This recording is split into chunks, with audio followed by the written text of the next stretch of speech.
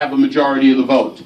There are people like, specifically, I'll give you an example, Peter Abadi from Brooklyn, who's a good friend of Agudath and the Jewish community. He says point blank, he says, I support the bill.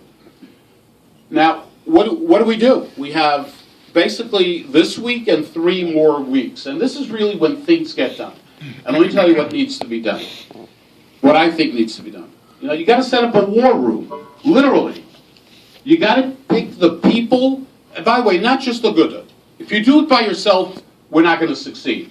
You must work with all the others involved in this, and let everyone take a certain responsibility in terms of, let's zero in on 20 people, not on 50 people. That's unnecessary.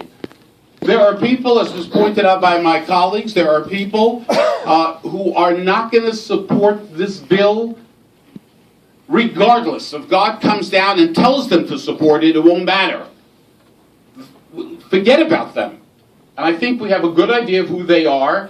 Most of them are in Manhattan, Democrats. They are not going to support the bill regardless of anything.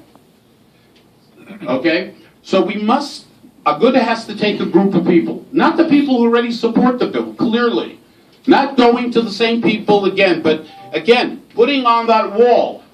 Who are we going to go after?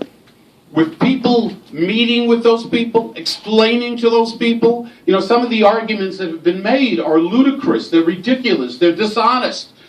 You know, the ad that is running a radio ad by this teachers union that I actually responded to very strongly. But this is for the rich. It's sheker. It's the big lie. And if, you know, the idea is you repeat the big lie often enough, people are going to believe it. The rich,